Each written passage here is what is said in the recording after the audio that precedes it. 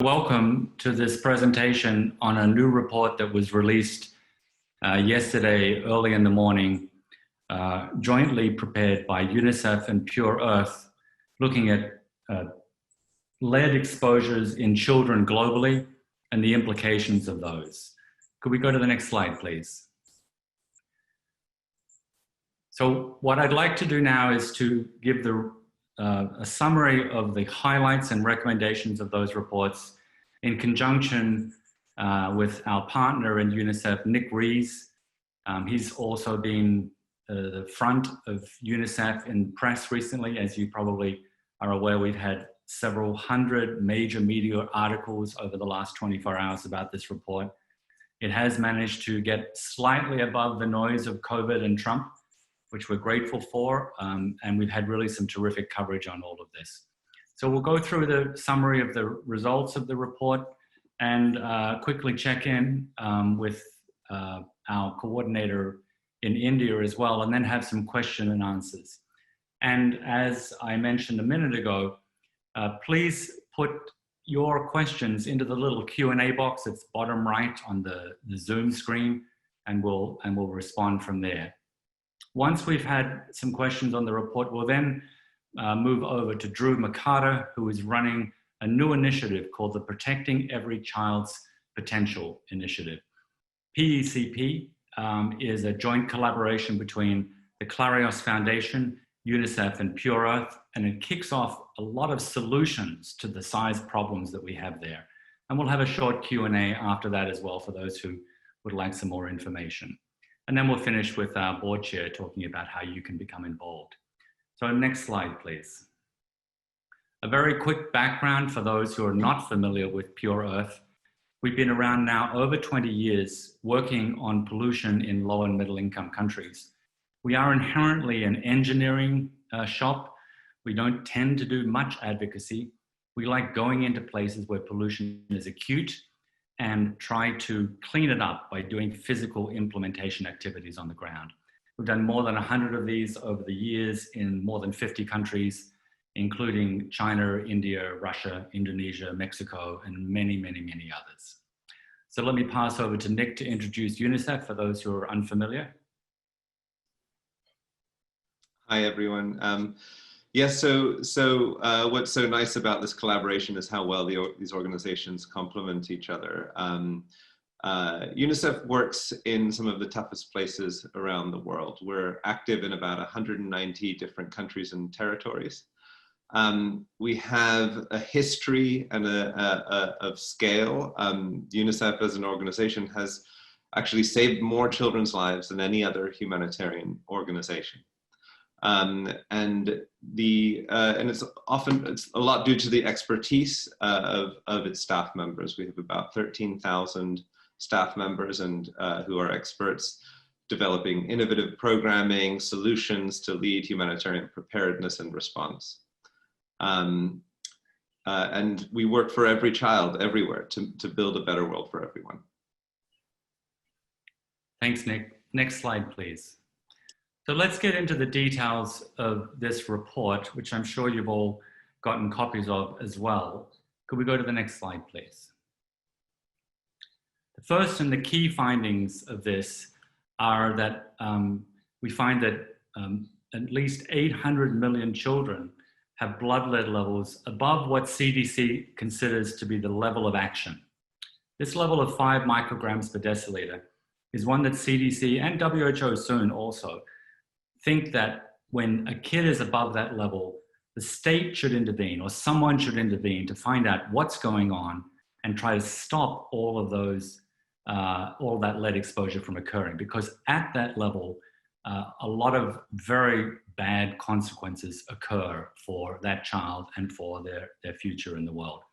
Now, we found a third of all the children globally are above that level, using first of all a data set from the Institute for Health Metrics and Evaluation, which is a group funded by the Gates Foundation that's responsible for the global burden of disease.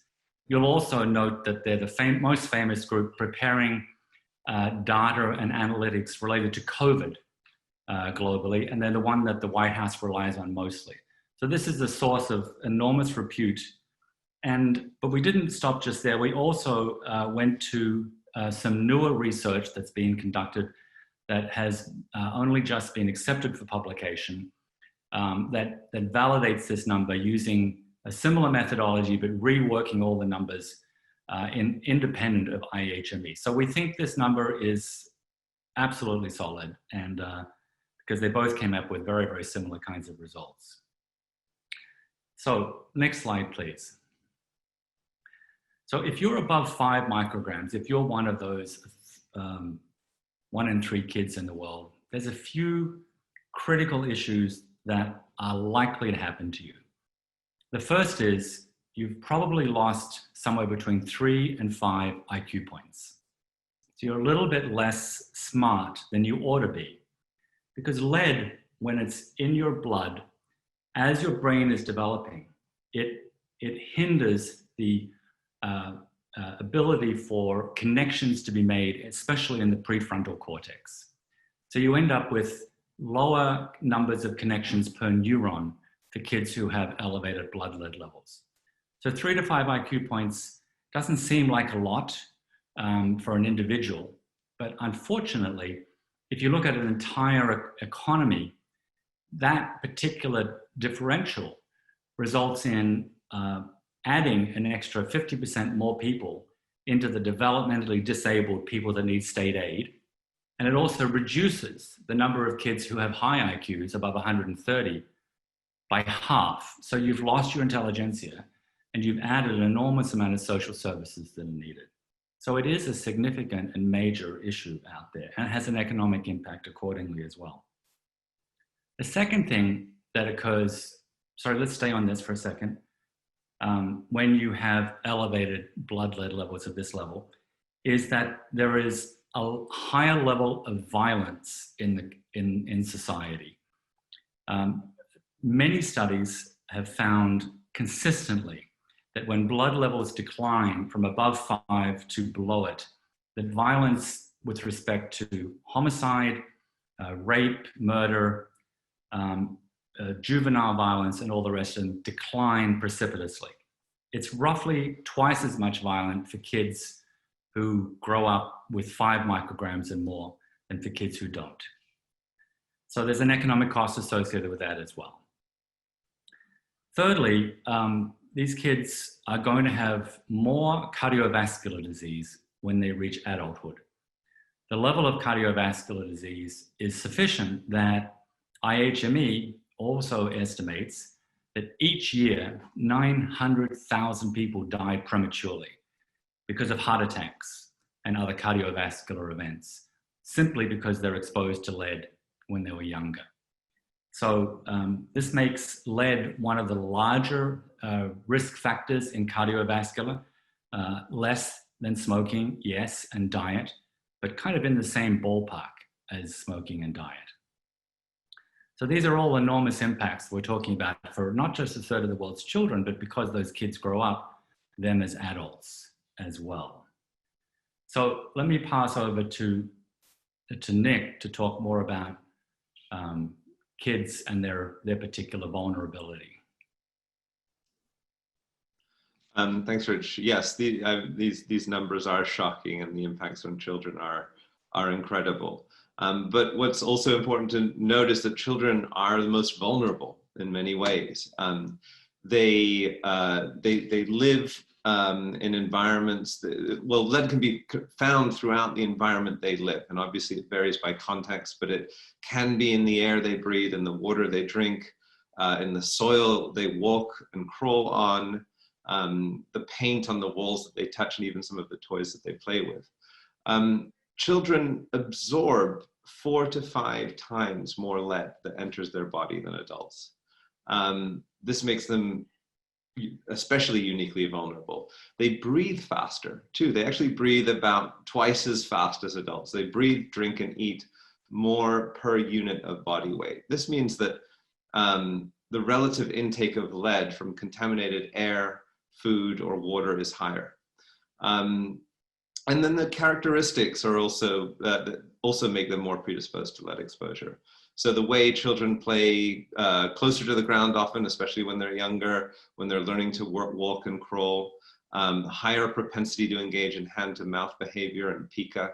On average, it's been estimated that a young child ingests between 100 and 400 milligrams of soil or house dust every 24 hours. And for children who engage in pica, the amount ingested could be significantly higher. So these exposure pathways are essentially higher for children than adults. It's also important to note that the blood-brain barrier in children is still developing, especially at very young ages. And so neurological damage often occurs at higher levels than adults with similar levels of exposure. A child's brain grows at its fastest rates in the early years of life, where thousands of neural connections are made literally every second. And lead exposure during that time can substantially interfere with this very complex and actually quite delicate process. And children are also simply most vulnerable because they have their whole lives ahead of them. So this is a critical window which can have lifelong socioeconomic implications, as Rich was alluding to before as well, with lost learning outcomes, potential impacts on aggression, violence, future wages, all affecting a child's social and economic potential in life. Next, back to you, Rich. Thanks, Nick. Along with the report, we also prepared a website, which you can find at lead.pollution.org. And thanks, Jen, for bringing that up. This website takes all of the data from IHME, adds some that we didn't put in the report just because we had so much, and allows you to really understand what's going on country by country. So let's just hover over, let's say India now for a second, and let me talk you through these statistics. Could you just go to, yeah, just hold there for a second. Thanks, Jen. So here in India, you can see that 276 million children are above 5 micrograms. And then the number of kids who are above 10 is 64 million of those are above 10. And the average blood lead level is 6.2 micrograms per deciliter. So these are scary things. In terms of death, I mentioned that cardiovascular disease is responsible for around 900,000 deaths per year. To put that in context, COVID is probably going to be killing 1 to 1.5 million before the vaccinations come through. Malaria is responsible for 700,000 deaths a year, HIV around 1 million deaths a year. So here we're talking about lead being in the same order of magnitude of those major problems in the world. And in India, it's responsible for 230,000 deaths per year. There's another metric there called DALYs. This is years of productive life that are lost because someone dies before their retirement age or because they're too sick to work. And it's a separate calculation that's useful if you're into public health mechanisms. So I highly recommend this all to you. We've color-coded the countries based on the average blood lead level. So the dark red ones are countries that on average are above 5. Countries that are slightly dark, slightly less dark, their average blood lead level is less than 5. But that means, of course, there's still a lot of kids who are over 5. It's a bell-shaped distribution curve for all of these sorts of issues. So there's Canada, I believe, showing an average blood lead level of 1.2 and still showing 120,000 kids who are above 5 micrograms per deciliter. Anyway, I just highly recommend that to you. And I think just to really drive home this point, and India being the single worst impacted country in this data set, let's hear for a second from Pure Earth's coordinator in India, Pramila Sharma. Are you there, Pramila? Can we? Hello, I'm Pramila Sharma, country coordinator for Pure Earth India, and I'm based in Delhi. The Toxics Truth lead report is very important. The number of Indian kids with elevated blood lead levels presented in this report is the highest estimated to date, more than 275 million kids. The data that Pure Earth has collected over the past several years also reveal that childhood lead exposure is widespread elsewhere in India. Since 2009, we have trained about 40 investigators who have identified and screened about 600 toxic hotspots in the country, half of which are lead contaminated, mostly from the illegal and substandard battery recycling, and is estimated to be putting about 2 million people at risk of exposures to lead-laden dust and fumes. Our industry partners have also confirmed that more than 50% of India's used batteries are recycled in the backyard using the most crude and unsafe methods. In addition to these informal sources, a preliminary data from our recent lead source apportionment study done in the state of Bihar has revealed spices as an additional source of lead exposure.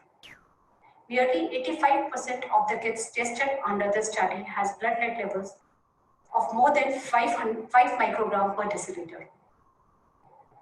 The good news is that we are working with the industry and government at national, state, and community level to initiate a number of solutions as recommended in this report.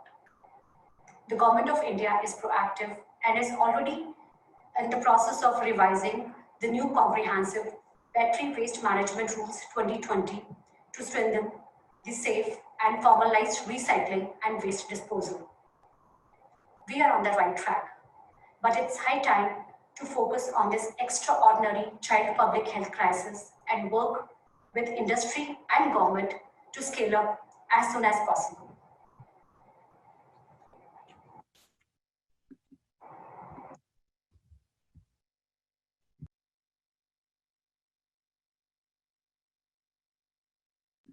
Sorry guys, I muted, always that.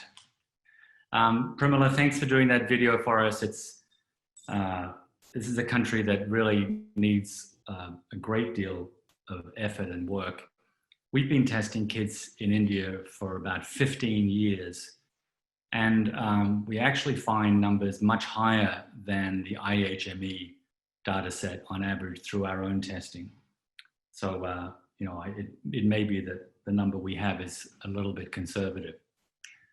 Let me shift gears for a minute, and again, welcome questions from you all about what you've seen so far in the Q&A. But let's talk now about, I'm sorry, can you hear me better? Is the voice okay? Ravshan is saying it's a bit weak. I hope I'm okay. Let's talk now about the sources of lead, where this lead is leaking and being absorbed by kids. And we see several key sources of lead in this work. The first is lead acid batteries. And as you know, 85% of lead is used in car batteries. And in many countries, they're very poorly recycled. We also see significant exposures in cookware, where the glazes are made of lead, and also in spices, where people adulterate spices to add lead to it. So I want to go through each of these in a little bit of detail and show you what we found out in the field from all of these issues. So the first is about battery recycling. You know, we find in some countries lead acid batteries are well recycled. In the West, there's almost no exposure from the recycling of car batteries, and there are many companies in the global South who also recycle them with clean conditions. But a car battery has a commodity value to it, inherent in the value of the lead that's inside the battery, even when the battery is dead and no longer workable. So it's a very simple business for poor people to buy these batteries and to melt the lead that's inside of the battery and sell that and make enough profit to feed their family. And in many countries, more than half of the car batteries are in fact recycled in this kind of way, informally and illegally, and losing a lot of that lead into the atmosphere. And we think this creates hotspots throughout, especially urban areas, which have high density, hotspots of lead exposure. Often the local government will say, don't do that anymore, you don't have a license. and they'll shut down that place.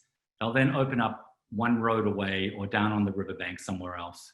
And now you've got two hotspots that are continually poisoning these areas. And because this informal work is mostly done in residential areas, you can end up contaminating an entire city by overlapping hotspots of lead exposure.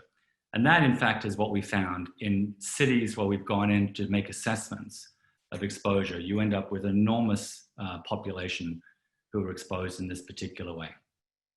Next slide, please. We also find ceramic cookware that has lead glaze. The ceramic cookware is quite famous in Mexico because it's indigenous and rather beautiful, but because it's fired, again, in small home industry type environment using wood as the firing tool, the temperature doesn't get hot enough to bind the lead in the glaze firmly into the glaze itself. And so when you put lemon juice or lime juice or heat to food, the lead is absorbed back into the food, and then you eat it and you get it in your own body. So this is very big in Mexico, where we find 20% of the population have elevated blood levels, just specifically from this particular source. And more worrying, we also find that this aluminum inexpensive cookware manufactured throughout South and Southeast Asia and China as well, they're adding lead to that cookware to help flux the aluminum when they're actually molding the lead itself, molding the cookware itself. And that lead also leaches out when cooking. So the kitchen should not be a place where there's lead, because kitchens, for especially the poorest and disadvantaged communities, that's where we're finding these particular products, definitely in the poorest and most disadvantaged communities. And one more slide, please. And then, unfortunately, we're finding many people are adding lead chromate, especially, to spices. Turmeric is the one that seems to be most prevalent, paprika sometimes, and some other spices that I never heard of seem to have lead in them. They're added for color. And when the turmeric is grown, it's small tubers in the ground. When they're harvested and pulled out, they get left to dry. And if there's not enough sun, they won't get the yellow color that the farmer is looking for. And so when he grinds them up, he or his processor often will add lead chromate to give it that beautiful yellow color that people are looking for. And in doing so, really just poisons the entire community. In Georgia, we found that that is the main source of lead exposure. In the northern part of India, it's prevalent. In Bangladesh, it's prevalent. We suspect throughout the Middle East that lead poisoning in spices is absolutely significant. So more work needs to be done to find this, but this should be an easier one to fix perhaps than the battery issue. It's something that we really need to focus on. Aside from that, one more slide, please. There are other sources of lead. We all know about lead in paint. There are leaded paints in use in poor and low and middle income countries, which of course can be an exposure risk. It's not as prevalent lead in paint as it can be in the east coast of the US, for example, where leaded paint was used all the way up to the 1970s. There's also lead in cosmetics and toys. You've heard about toys being imported from China. Well, there's much more lead in the toys that are actually being used in China than in other places. So all of these different exposures add to the burden of kids as they're growing up. So let me go to the next slide and go back now to good Sir Nick to talk about the cost of all of this. Thanks, Rich. So as you can see, lead is pervasive. It can affect many different, well, it can affect children in many different ways and through a variety of different sources. But the cost of this is also enormous. And studies have shown that this is essentially this is costing $1 trillion in low and middle income countries alone. In the EU, it does vary quite considerably by region, as the graph shows. In the EU, it's estimated to cost about 55 billion. In the US, the numbers are similar, about 51 billion. As a percentage of GDP, this is huge. In Asia, lead costs about 2% of GDP. In Africa, lead costs the continent about 4% of GDP. And these are due to its effect on IQ, as Rich mentioned, even at exposure of 5 micrograms per deciliter is associated with a potential loss of 3 to 5 points of IQ. That then translates into learning outcomes.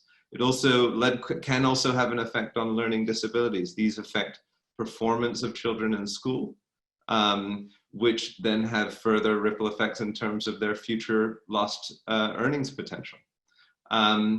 So these are really numbers that are calculated looking at lost earning potential as a result of lost IQ, but it doesn't include the wide variety of other spillover effects that could potentially materialize as well. Rich mentioned that there were some studies have pointed to links with potential aggression and violence. Those have economic costs as well. Lost earning potential can also have wider effects on the community, as lost potential innovation, lost potential creativity, lost potential entrepreneurship in communities. All of these do have costs. And so the bottom line is that there are costs to reduce lead exposure, but they are far less than the costs that lead is, the costs of lead exposure far outweigh the costs that it will take to reduce lead exposure.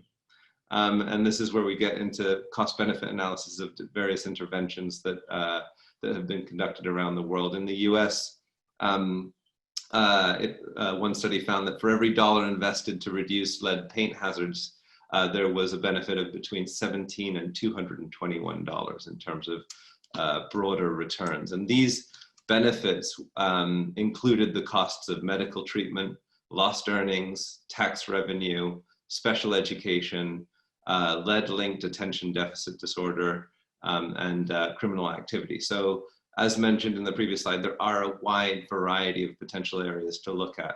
The previous slide was only looking at lost earnings potential. So the costs of this far outweigh the costs that it will take to actually address the problem. Next slide. Great, Nick. And there are solutions for this work too. We've been working on solutions for 2 decades in this area. And we know that there are simple, effective ways to be able to reduce exposures to lead. Monitoring children, actually doing the management, treatment, and remediation, having the right legislative controls need to be in place. There's a lot of aspects that need to be developed country by country, because first of all, you need to know what's the main source of lead in that country. Georgia, it's spices. In India, it's ULAB and spices and some others. Each country has a bit of a different mix, and each of them requires a different set of activities that move forward. But all of these things are doable without great massive upheaval and overhauling of industry. And they have the support behind them of industry as well.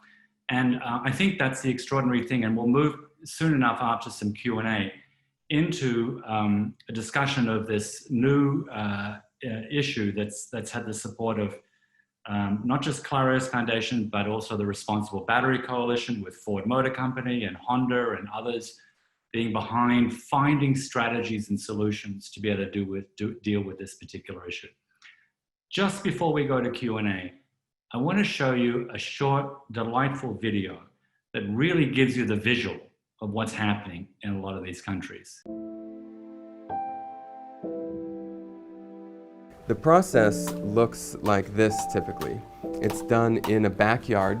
They'll take a battery, they'll take an axe to it, they'll chop the top, kind of rip open the top of the battery, they'll dump out the acid, typically just on the dirt, and then they'll remove the plates and essentially remelt them down in an open furnace. And the process releases lead dust. And lead dust is particularly dangerous to children And it's particularly dangerous when it's done in residential communities where kids are playing all day, where pregnant mothers are. It is the #1 pollution source that we identify in the world. The informal recycling of these takes place in every city, in every low and middle income country, with very few exceptions. If you and I saw these batteries, we would call them all car batteries. In fact, they do not all go in cars. Anytime that there is a cell tower, at the base of that tower is a stack of 10 or 50 of these batteries. And then in a lot of countries that experience power outages, every family will have a small stack of these batteries as just simply backup power. And the reason that this informal recycling is so prevalent in so many communities is because lead is quite valuable now. And the process of removing the lead from these batteries and melting it back into bars to sell to battery manufacturers is not one that requires any particular education or training. If you're doing this out of subsistence, if this is your only choice for feeding your family, and you're not aware of the risks that you're creating, then it makes sense, from an individual standpoint to do this. All it takes is a little bit of knowledge about batteries and what's inside them and the health effects of lead, and then, your daily life of seeing this process to put 2 and 2 together and say, there's a problem here.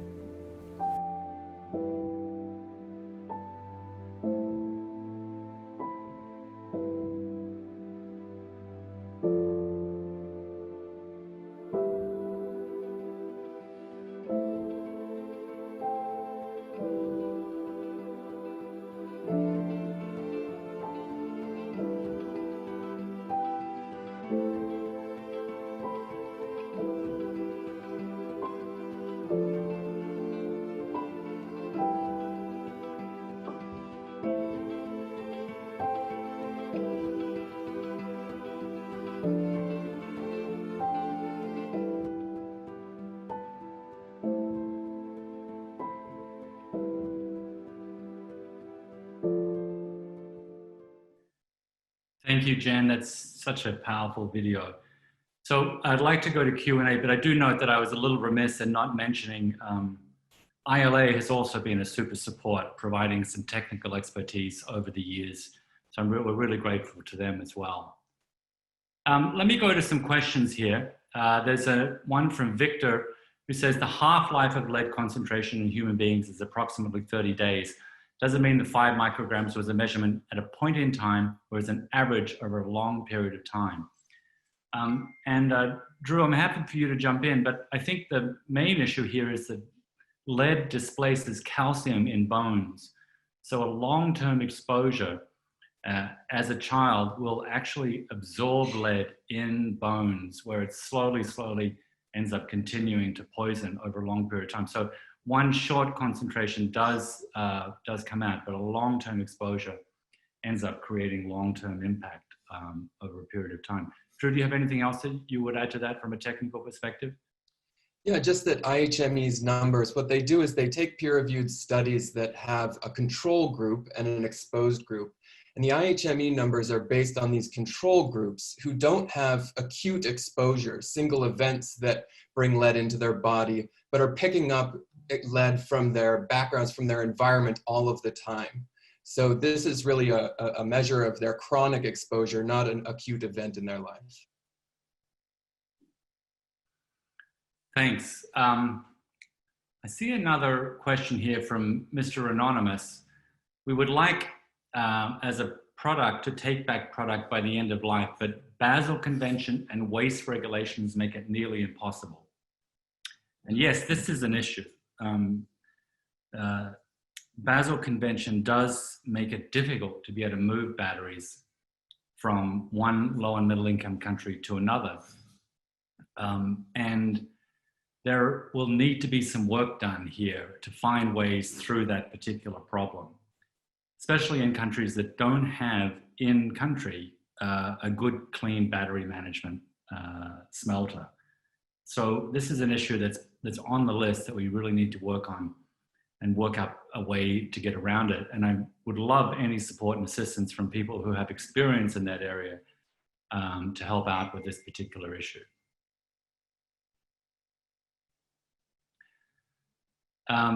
Kathy Falbo said, what is being done for income for those communities who stop doing local battery recycling?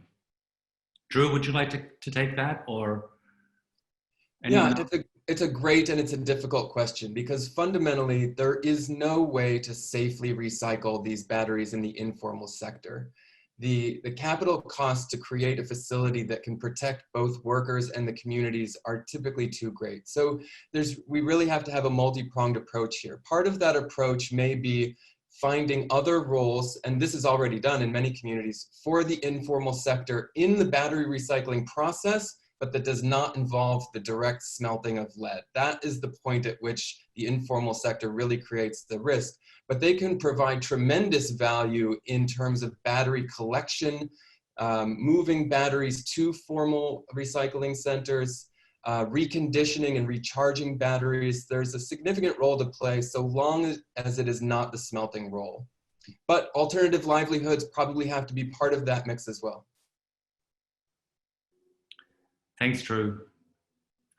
We've got two questions, one from Katie Swanson, another one from Francois Guillon, asking about the impact not only on children, but also on the environment and adults, impacts on the food chain as well. Drew, would you like to answer that one as well? He's our local lead expert, is Mr. Mercado. Sorry, Rich, I was actually reading a question while you were describing the question and I missed the question on the table. Yeah, looking at the impact on not just children, but adults and nature and food chain. What other aspects does lead have?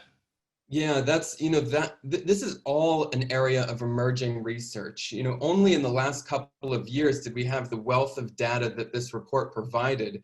And the next frontier will include the environmental value. There's a term that is not coming to me.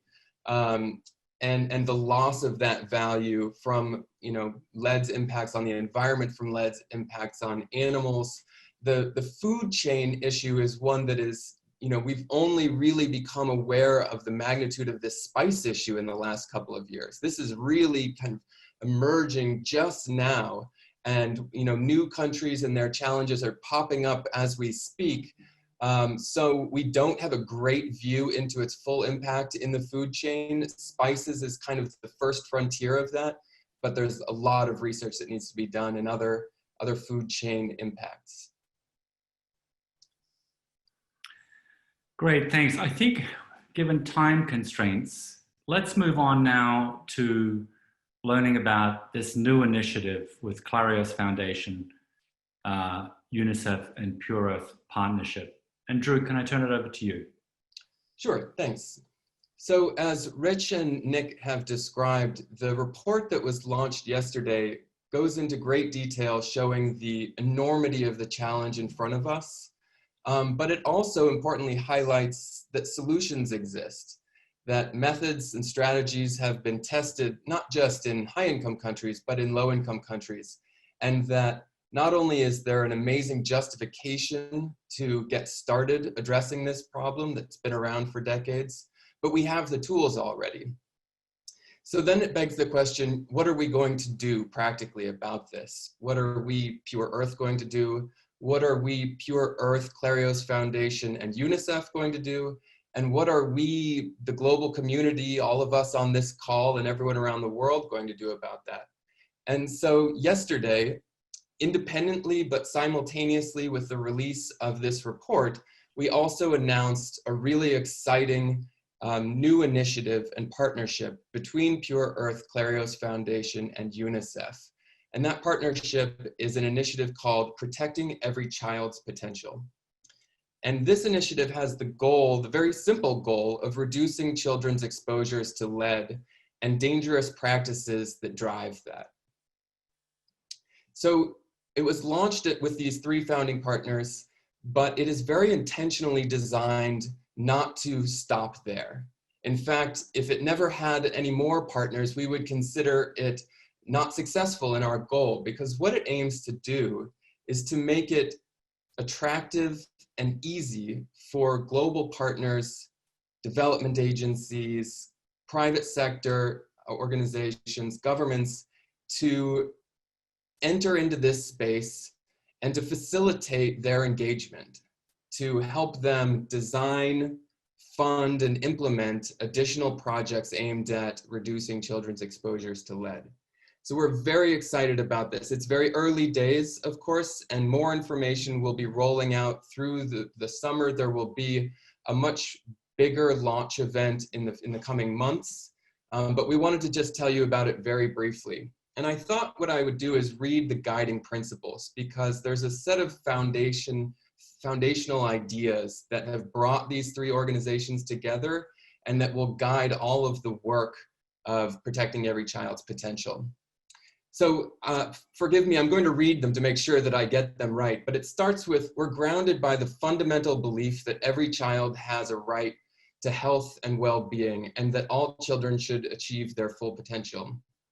We acknowledge that we all have a role to help educate governments and the public of the dangers of lead and how they can protect children. We're confident that solutions to protect children from lead exposure are well within reach, and they need not compromise growth, prosperity, or equity. We believe our efforts to protect children from lead exposure must be meaningful, measurable, equitable, and ensure sustained progress towards improving the health and well-being of children.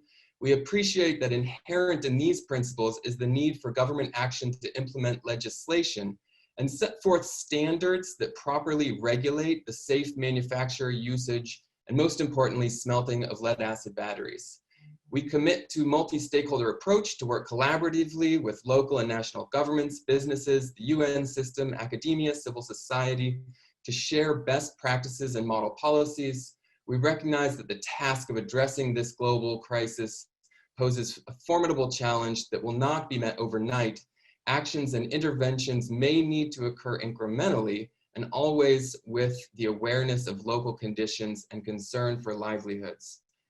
We have the tools to track and measure our progress towards improving the health and well-being of children, and most importantly, it is time to do this. This issue has existed well before the release of this report, well before the release of other reports from WHO and others, and yet despite all of the evidence, we have, as a global community, have failed to rally a really robust global response. And the impetus for protecting every child's potential is to provide that spark, to open the door to other partners, to walk in, join us, help them design, fund, implement projects, and start to tackle this problem at scale. In that vein, Protecting Every Child's Potential has already its first project that sits under the initiative. You can think of this Protecting Every Child's Potential as two layers.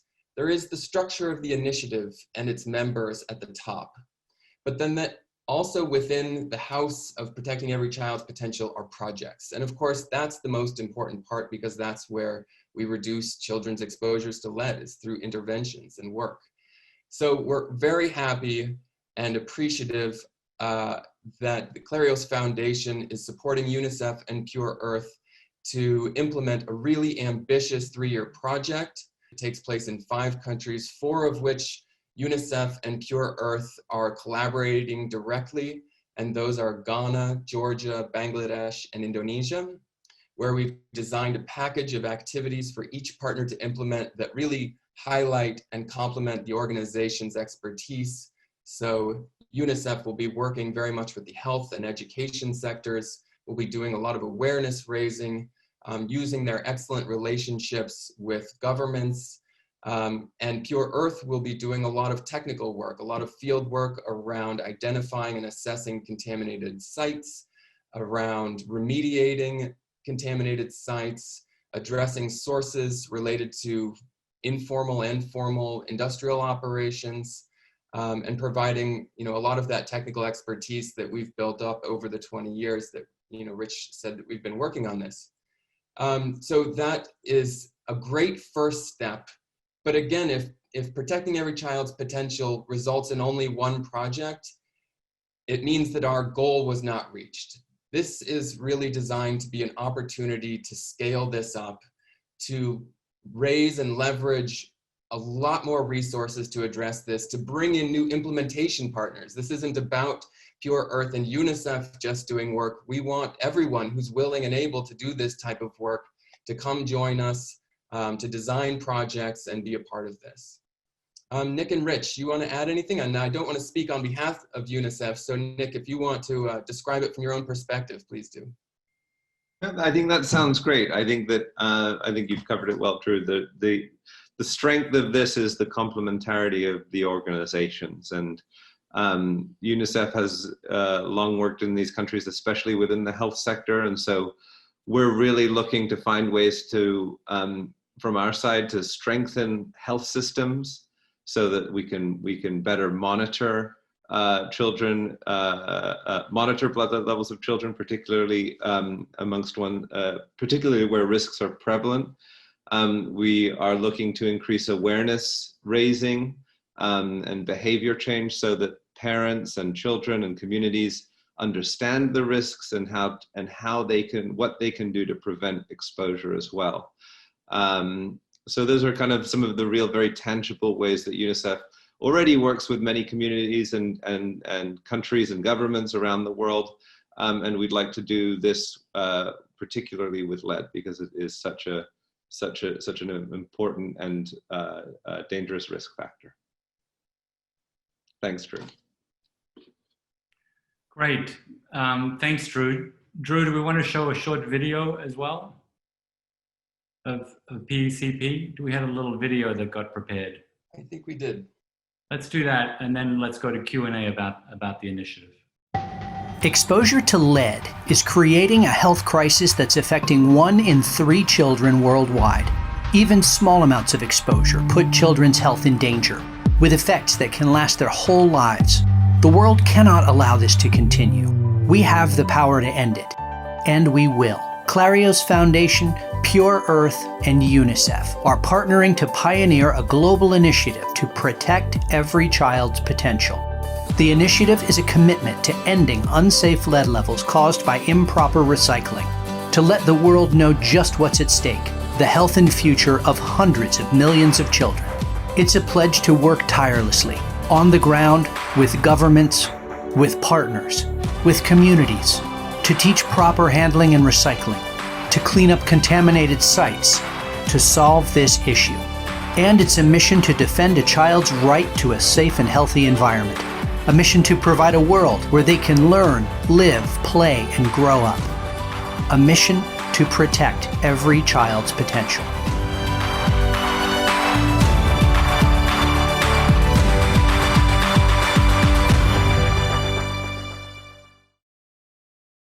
Thank you, guys. So would love to have some questions on PECP and welcome any questions again in the Q&A. I know there's a lot of people from industry who may be curious and learning more about this or seeing how they can become more involved, and would be very happy to chat with you, of course, outside of this issue.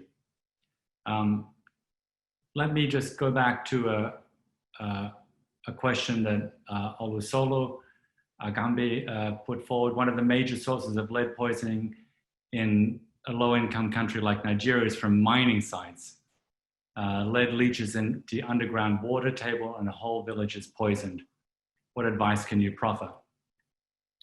Yes, so mining, mining can be a very high risk, and people living around mining sites where people are mining lead ores are often extremely damaged as a result. The solutions here, we've had some successes in Zambia, in Cookware, to work to bring monies from the World Bank in to try and mitigate some of these exposure risks and clean up the mining sites. There are methods to do this. It usually does take a pretty substantial investment to do so, and it has to be treated on a case-on basis. But there are ways to go through this process. When we look at how mining sites in the US have been cleaned up, it's usually a long, long process over many decades until the process has become decent and blood lead levels are manageable, because the toxicity around these places can be so very high. But it is something that we ought to start in all places that have this particular issue.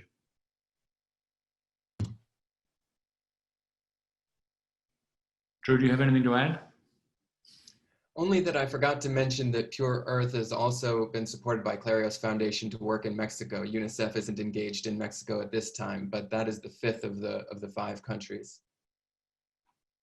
Where we'll be working on the pottery issue, expanding into several more states, building on some work we've done in 2 states to start with.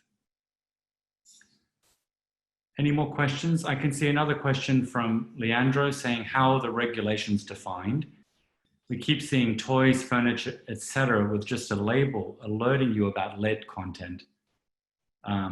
This problem just continues to increase. Sounds like trying to stop leakage in an ocean. There needs to be due diligence programs for recycling. And all these things, you're right, Leandro, are issues. The problem that we see, however, is that there hasn't been any attention to this problem for such a long time. There was a kind of a mental block in the development agenda of the world. Once lead in gasoline was solved, and levels of blood in Europe and the US plummeted from around 7 or 8 or 9 all the way down to 1, we all thought lead is okay, we fixed that problem and move on. And no one was really monitoring what was happening in the poorer countries. And all of these issues have only grown much worse as the use of automobiles has increased so dramatically in the past several decades. So it's really more about beginning the process overseas and kickstarting something that will have the same impact that lead in gasoline had. And that's where we see this future going. We do see it as being effective, consistent ways to be able to mitigate and reduce these exposures. We think this is a very, very solvable problem.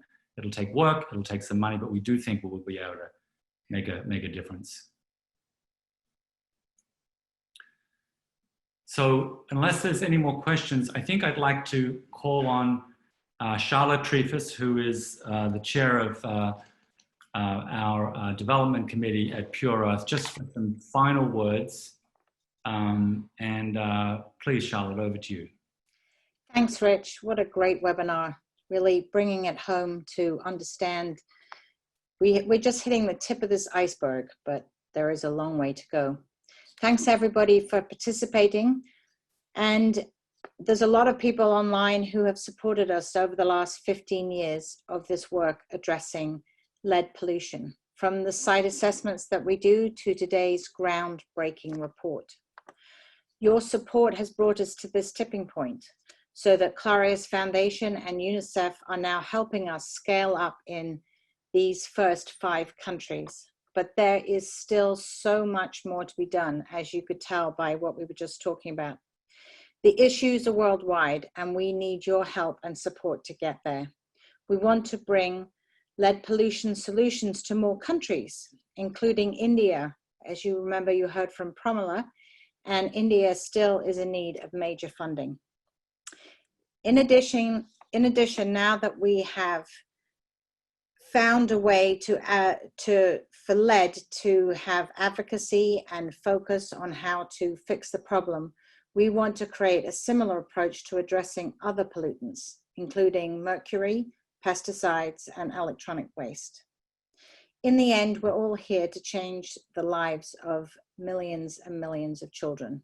In fact, 1/3 of the world's children have lead problems and have lead in their blood. So this is a huge problem, and we need to change it.